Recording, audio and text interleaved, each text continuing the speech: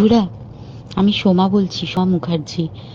এত কষ্ট হচ্ছে ভিতরে যে হসপিটালে বসে থাকতে পারছি না। আমাদের সব ডাক্তাররা সবাই খুব ডিস্টার্বড। আজকে তো ওপিডি বন্ধ রাখা হয়েছে। তোরা জানিস সমস্ত ঘটনা শুনলাম, যা যা মানে সত্যিকারের ঘটনা, যেটা আরজি করের ভিতরের যে ডাক্তার তারা তাদের বন্ধু বান্ধব মারফত এটা ছড়িয়ে মানে এসছে আমাদের কাছে। অ্যাকচুয়ালি যেটা ঘটেছে সেটা হচ্ছে, আমি শুনে তো মানে বিশ্বাস করতেও নিজেকে কেমন লাগছে রে। প্রত্যেকটা আমাদের ওয়েস্ট বেঙ্গলের প্রত্যেকটা মেডিকেল কলেজে, বিশেষ করে কলকাতার সরকারি মেডিকেল কলেজগুলোর প্রিন্সিপালরা, ডিপার্টমেন্টাল হেডরা, প্রিন্সিপালরা বিশেষ করে, তারা পাশ করানোর জন্য স্টুডেন্টদের কাছে রীতিমতো টাকা নেয়। যেসব স্টুডেন্টরা, ইন্টার্নরা, পিজিটিরা যারা ভালো করে ক্লাস করে না বা থিসিস তারা জমা দেবে, পিজিতে তো থিসিস জমা দিতে হয়, তো যারা MBBS final year final pass করবে না সাপ্লি পাইয়ে দেবে, ইন্টার্নের কমপ্লিশন দেবে না, ইন্টার্ন হওয়ার পর কমপ্লিশন না দিলে তারা রেজিস্ট্রেশন নাম্বার পাবে না, এই সমস্ত ভয় দেখিয়ে টাকা পয়সা নেয়। সমস্ত জায়গাতেই এটা আছে।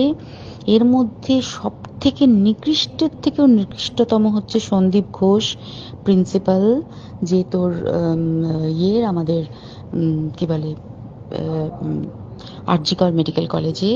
সেখানে ভাব যে ওনার একটা বিশাল নেক্সাস ছিল, যাতে উনি বেশ কিছু ইন্টার্ন, হাউস স্টাফ এদেরকে দিয়ে ওই নেক্সাসটা চালাতেন।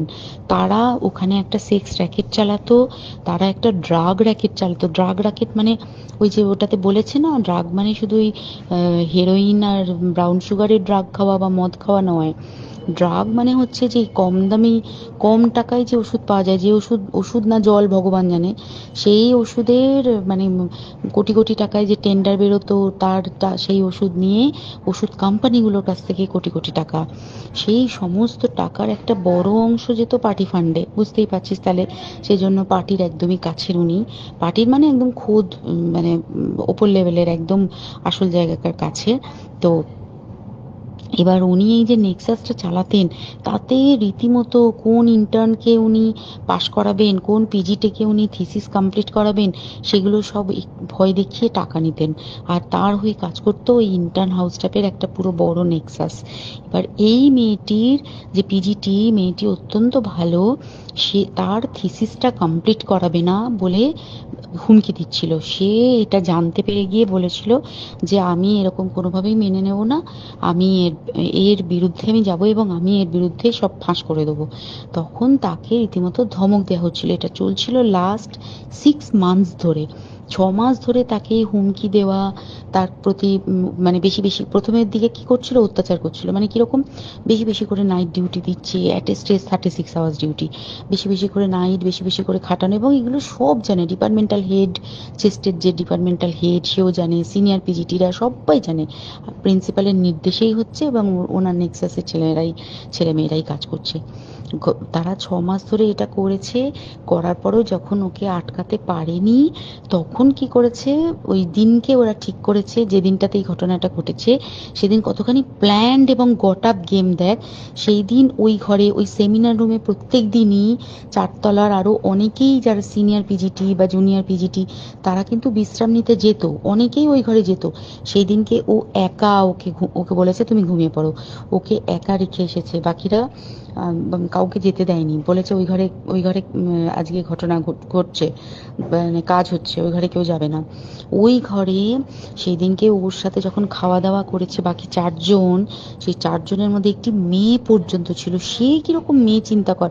এরা ডাক্তার না জানোয়ার জানি না, আমি জানোয়ার বললেও জানোয়ারদের অপমান করা হয়, কারণ জানোয়ার সমাজে এরকম কাজ হয় না। তো ডাক্তার না কি আমি বলতে পারবো না। সেই ইন্টার্ন মেয়েটি আরেকটি ইন্টার্নের গার্লফ্রেন্ড। তো তার সাথে ওই পিজিটি মেয়েটি প্রচুর ঝগড়া হয়েছে। ঝগড়া হওয়ার পরে তারা তো হুমকি টুমকি দিয়ে চলে গেছে, দিয়ে তারা বলেছে তুমি ঘুমো। এবার ও তো আর জানে না, ভালো মনে শুতে এসেছে। তারপরে তারা গিয়ে মদটদ খেয়েছে, 7-8 জন মিলে চড়াও হয়েছে। এবং তোরা জানিস যে প্রথমে তার হাত দুটোকে দুপাশে 2 জন ধরে রেখেছে এবং সেই কাজে সেই মেয়েটিও সাহায্য করেছে, ইন্টার্ন মেয়েটি।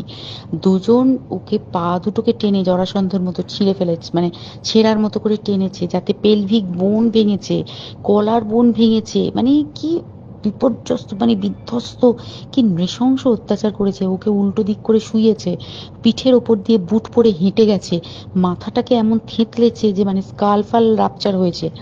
এই সমস্ত করার পরে শ্বাসরোধ করে তাকে মেরেছে। মেরে তারপরে আরো যেটা আরো ভয়ঙ্কর, যে একটা মৃত মানুষকে মিনিমাম ডিগনিটি দিতে জানে না। তারা নিচে এসে দেখেছে ওই সঞ্জয় তখন বসে মদ খাচ্ছিল অন্য আরো গ্রুপ ডি স্টাফদের সাথে। সঞ্জয় ছেলেটা হচ্ছে তার কাটা সঞ্জয় বলতো ওরা, ওকে বলে ফল গাই। মানে ওর একটু ওইসব আলুর দোষ আছে, ও যত্রতত্র যখন তখন প্রস্টিটিউট এলাকায় যায়। এবার দেখেছে যে একে দিয়ে যদি একটা রেপ করিয়ে দিতে পারি তাহলে ঘটনার মোড়টা অন্যদিকে ঘুরে যাবে। এইবার ওকে বলেছে, যা সেমিনার রুমে তোর জন্য রেখে এসেছি, যা তুই এবার গিয়ে কাজ করে দিয়ে আয়।